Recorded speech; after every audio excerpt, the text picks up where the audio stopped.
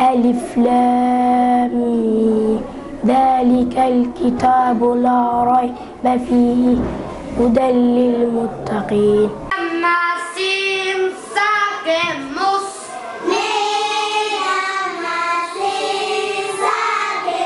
waa macadkii ugu horeeyay oo caynkani oo kala ah misana Jowhar laga furo waxaa lagu bartaa aqoonta maadiga ee dhexe iyo hoose iyo xifdinta Quraanka Kariimka.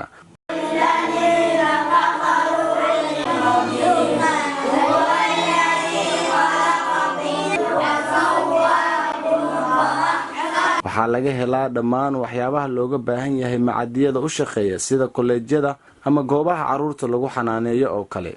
waxa uu qayb ka yahay isbedelada horumarineed ee dhanka waxbarashada ee Jowhar laga dareemayo. Macallin Cumar Cali Maxamuud waa maamulaha macadka magaalada Jowhar waxaanu ku booqanay xarunta macad waxaynu weydiinay baahiyaadka ay daboolaan ee waxbarasho iyo heerarka kala duwan ee aqoonta caruurtu ay barbaariyaan. waxbarashada waa laba qayb xifdinta Quraanka Kariimka ah iyo qayb dugsi hoose dhexe ah. ardayga macadkan dhigto labadaas qayb ayaa la barayaa. qaabka loo barayna waxa weeye gilin horena waxa la barayaa Quraanka Kariimka ah, gilin dambena waxa la baraa iskuulka. ardayda hadda aan hayno waxa way dugsi hoose galaaska koobaad iyo labaad maadaama macadku uu cusub yahay. macadada kale waxa badan uu ka duwan yahay.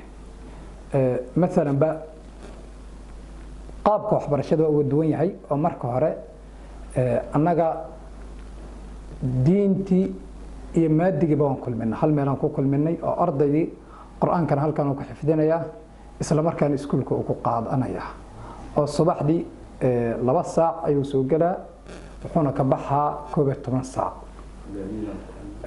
waxa kale oo anigu duwanahay macaahida kale annaga waxaan bulshada ka fog xarunta macadka oo ku taal Hanti Wadaag xaafadda Baryare waxaan u diyaarinay bulshada deegaan sida Horseed wala Sheekh iyo meelaha la midka ah gaadiid aan ku soo daabulno oo aan ardayda ku soo qaadno kuna celino.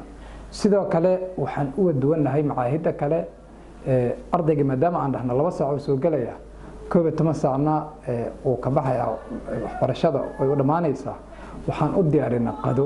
magaalada Jowhar ma aysan lahayn xarun caynkani oo kala ah caruurtana ay ku sugnaan karaan muddo 12 saacadood ah ayaga oo aanan tabin guryaha ay ka soo hayaameen. Qormo iyo qiraal Cabdulfataax Axmed Maclow muuqaal baahiyaha SBC magaalada Jowhar.